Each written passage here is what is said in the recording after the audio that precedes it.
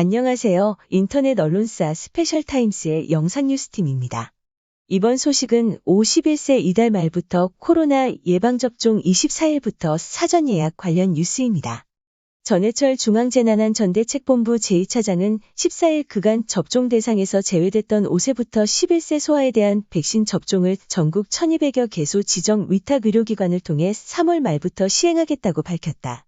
이날 중앙재난안전대책본부 회의를 주재한 전해철 2차장은 우리보다 앞서 접종을 시행한 해외 국가에서 그 안전성과 효과가 충분히 검증됐고 전체 확진자 중 11세 이하가 차지하는 비율이 15%를 넘어서는 상황 등을 고려한 것이라며 이같이 말했다.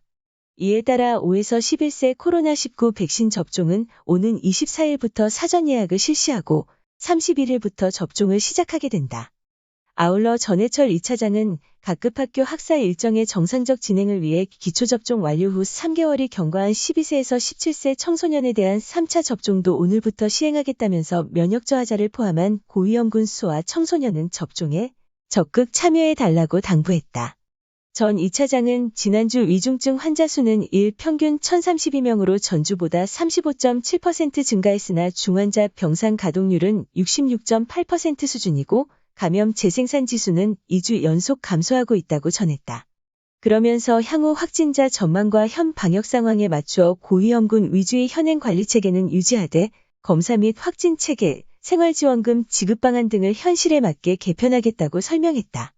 이에 따라 14일부터 한 달간 동네 병의원 등 의료기관에서 시행할 신속항원 검사 결과가 양성인 경우에는 추가 PCR 검사 없이 확진자로 인정된다.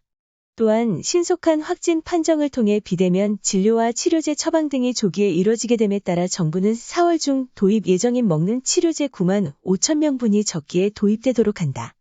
아울러 전해철 2차장은 확진자에 대한 생활지원비와 유급휴가비 지급은 자율과 책임에 기반을 둔 현행 방역체계와의 연계성, 지자체의 행 재정적 부담이 가중되는 상황 등을 고려해 보다 지속 가능한 방식으로 개선하겠다고 밝혔다.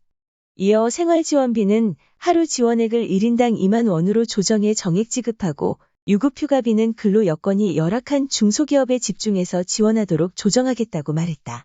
이와 함께 인과성 인정 기준에 심근염을 추가하고 통계적 연관성 등에 따라 지원금이 지급되는 이상 반응의 종류를 기존 7종에서 11종으로 확대하는 등 백신 접종과 관련한 의료비 지원과 피해 보상 범위를 확대해 나가겠다고 덧붙였다. 한편 전해철 2차장은 9일 동안 지속된 경북 울진 강원 삼척 산불의 주불이 어제 진화됐다면서 관계부처 합동 수습복구지원본부를 가동해 큰 어려움을 겪고 있는 이재민 등에 대한 지원이 조속히 이뤄질 수 있도록 최선을 다하겠다고 강조했다. 이상 스페셜타임스의 영상뉴스팀이었습니다.